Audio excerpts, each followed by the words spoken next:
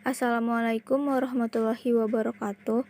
Perkenalkan, nama saya Syifa Nurawalia dari SMA Negeri 71 Jakarta, kelas 11G, absen 33. Di sini saya akan memaparkan tentang teks berita. Sebelum membahas lebih jauh tentang teks berita, saya akan menyampaikan tentang pengertian teks berita itu sendiri. Teks berita merupakan suatu teks yang berisikan informasi mengenai suatu hal atau kejadian yang terjadi dan masih hangat diperbincangkan oleh banyak orang. Teks berita biasanya disiarkan melalui media elektronik ataupun media cetak seperti koran dan majalah.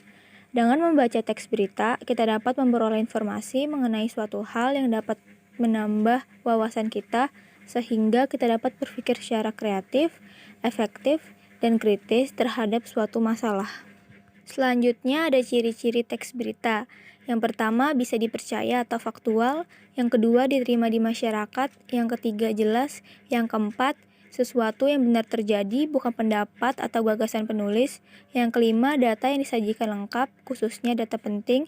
Yang keenam, waktu serta tempat peristiwa jelas. Yang ketujuh, bahasa mudah dipahami. Yang kedelapan, sifatnya objektif. Yang kesembilan, alur peristiwa berurutan. Dan yang ke-10, kalimat yang dipakai singkat, padat, dan jelas. Kaidah kebahasaan teks berita. Yang pertama, terdapat kalimat keterangan. Yang kedua, terdapat kalimat verba transif. Yang ketiga, terdapat kalimat verba puarta. Yang keempat, kalimat majemuk. Dan yang terakhir, kalimat langsung dan kalimat tidak langsung. Selanjutnya ada syarat teks berita. Syarat teks berita yang pertama itu harus aktual. Teks berita ini adalah suatu peristiwa yang masih hangat atau baru. Yang kedua adalah seimbang atau berimbang. Artinya teks berita tidak dapat memihak kepada siapapun. Yang ketiga harus lengkap, disertai unsur 5W1H beserta struktur teks beritanya. Yang keempat, menarik, agar orang tertarik untuk membaca teks tersebut. Dan yang terakhir, sistematis, disajikan secara urut supaya jelas dan mudah dalam memahaminya. Struktur teks berita.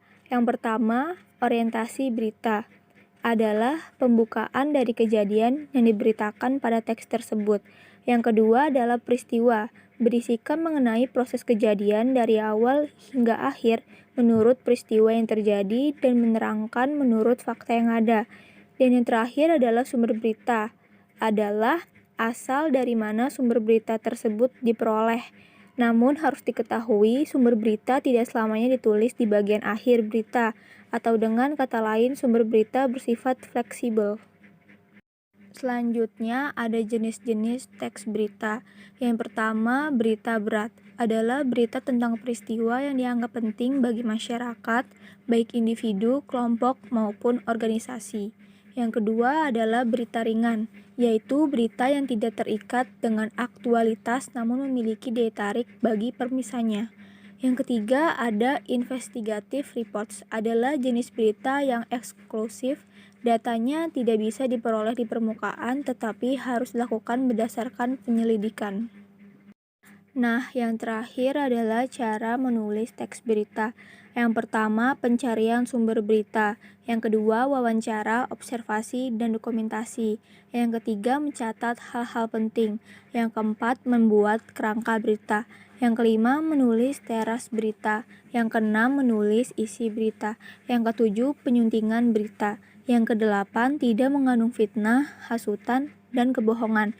Yang kesembilan, tidak menonjolkan unsur kekerasan, seksualitas, perjudian, penyalahgunaan narkotika, dan obat terlarang. Yang ke-10, tidak mempertentangkan suku, agama, ras, atau golongan. Yang ke-11, tata bahasa dan kosakata. Yang ke-12, tanda baca dan struktur kalimat. Dan yang terakhir adalah kutipan dan atribusi. Selanjutnya aku akan menyampaikan tentang teks cerpen. Pengertian cerpen. Cerpen adalah salah satu bentuk karya sastra berupa prosa yang menggambarkan suatu tokoh serta lingkungannya yang disertai dengan berbagai macam masalah yang menimpanya, serta bagaimana solusi untuk memecahkan masalah tersebut. Selanjutnya ada ciri-ciri cerpen. Yang pertama, tulisannya singkat, padat, serta jelas. Yang kedua, kata terdiri tidak lebih dari 10.000. Yang ketiga, biasanya menceritakan tentang kehidupan sehari-hari dari tokoh. Yang keempat, dapat dibaca habis dalam sekali duduk. Yang kelima, masalah yang diceritakan merupakan masalah utamanya saja. Yang keenam, penokohannya sederhana, tidak begitu mendalam. Yang ketujuh, memberikan kesan yang menyentuh bagi si pembacanya.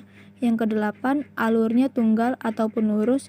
Yang kesembilan, tokoh yang terkait biasanya mengalami konflik sampai menemukan solusinya. Kaidah kebahasaan cerpen. Yang pertama, memuat kata sifat yang mendeskripsikan pelaku. Yang kedua, memuat kata keterangan untuk mendeskripsikan latar, waktu, tempat, dan suasana. Yang ketiga, menggunakan kalimat langsung dan juga tidak langsung untuk penulisan dalam percakapan di dalam cerpen. Yang keempat, menggunakan gaya bahasa yang bersifat konotasi. Yang kelima, bahasa yang digunakan tidak baku dan tidak formal. Dan yang terakhir, bisa menggunakan gaya bahasa perbandingan, pertentangan, pertauntan, maupun perulangan. Struktur teks cerpen terdiri dari yang pertama adalah abstrak, ringkasan atau inti dari cerita pendek yang dikembangkan menjadi sebuah rangkaian peristiwa atau bisa disebut juga sebagai gambaran awal. Yang kedua adalah orientasi, berkaitan dengan waktu, suasana, dan tempat dengan jalan cerita dari cerpen tersebut. Yang ketiga, komplikasi, berisi urutan kejadian yang dihubungkan secara sebab dan akibat. Yang keempat, evaluasi, adalah struktur konflik yang terjadi dan mengarah pada klimaks serta sudah mulai mendapatkan penyelesaian dari konflik yang terjadi tersebut. Yang kelima, resolusi. Pengarang mulai mengungkapkan solusi yang dialami tokoh. Yang keenam, koda. Terdapat nilai ataupun pembelajaran yang dapat diambil dari cerita pendek tersebut oleh pembacanya. Selanjutnya ada unsur intrinsik cerpen. Yang pertama, tema adalah gagasan pokok yang mendasari sebuah cerita. Yang kedua, penokohan merupakan pemberian sifat pada tokoh yang ada dalam cerita. Yang ketiga adalah alur, merupakan rangkaian kejadian dalam suatu cerita. Terdapat 3 alur yang kita kenal, yaitu alur maju, mundur, maupun campuran. Yang kelima adalah latar, sebagai tempat peristiwa, waktu, dan suasana yang digambarkan dalam sebuah cerita. Yang kelima adalah sudut pandang, sebagai posisi pengarang dalam cerita. Yang keenam adalah gaya bahasa, merupakan cara untuk menggambarkan sebuah kata atau kalimat dalam ceritanya supaya lebih indah dan bermakna. Dan yang terakhir adalah amanat, biasanya berisi pesan yang bisa kita ambil dari cerita tersebut. Nah, yang terakhir adalah unsur ekstrinsi cerpen. Yang pertama, latar belakang masyarakat, merupakan suatu hal yang dijadikan suatu cerita supaya sesuai dan bisa diterima dalam masyarakat. Yang kedua adalah latar belakang pengarang, merupakan bentuk dari penjelasan dari pembuatan cerita mengenai jalan cerita yang dibuatnya sehingga sebuah cerita itu menjadi menarik. Selanjutnya adalah teks laporan hasil observasi atau LHO. Teks laporan hasil observasi merupakan kegiatan pengumpulan data atau informasi melalui pengamatan langsung atau peninjauan secara cermat di lapangan ataupun lokasi pengamatan. Kegiatan ini dilakukan untuk memperoleh informasi tentang tingkah laku, keadaan, kondisi, atau situasi dari objek yang diteliti. Selanjutnya ada struktur teks laporan hasil observasi. Yang pertama, definisi umum, merupakan pembukaan yang berisi pengertian mengenai sesuatu yang dibahas di dalam teks. Yang kedua, definisi bagian, merupakan bagian yang berisi ide pokok dari setiap paragraf.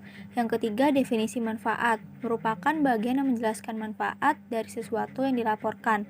Yang keempat, penutup atau simpulan, merupakan bagian rincian akhir teks laporan hasil observasi.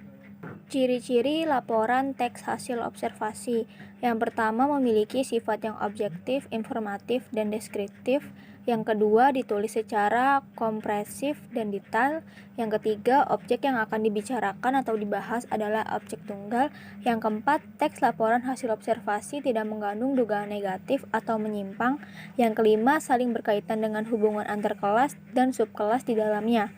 Yang keenam, ditulis berdasarkan fakta sesuai dengan pengamatan yang telah dilakukan. Dan yang terakhir, informasi teks merupakan hasil penelitian terkini yang sudah terbukti kebenarannya. Fungsi laporan hasil observasi. Yang pertama adalah untuk melaporkan tanggung jawab atas sebuah tugas dan kegiatan pengamatan. Yang kedua, untuk menjelaskan dasar penyusunan kebijaksanaan, keputusan, ataupun pemecahan masalah dalam pengamatan. Yang ketiga adalah sebagai sarana untuk pendokumentasian, dan yang terakhir sebagai sumber informasi terpercaya. Selanjutnya adalah tujuan teks laporan hasil observasi. Yang pertama, untuk memahami dan mengatasi suatu persoalan. Yang kedua, untuk menentukan suatu teknik atau cara terbaru. Yang ketiga, untuk penelitian. Yang keempat, untuk memberikan informasi terbaru. Yang kelima, untuk menemukan teknik atau cara terbaru. Dan yang keenam, untuk mengambil keputusan yang lebih efektif yang dapat dijadikan sebagai dasar penyusunan kebijakan dari penyajian fakta-faktanya. Langkah menyusun teks laporan hasil observasi. Yang pertama, kita dapat menentukan tema kegiatan observasi. Yang kedua, kita tentukan tujuan observasi. Yang ketiga, melakukan proses observasi. Yang keempat, menyusun kriteria aspek yang harus dilaporkan.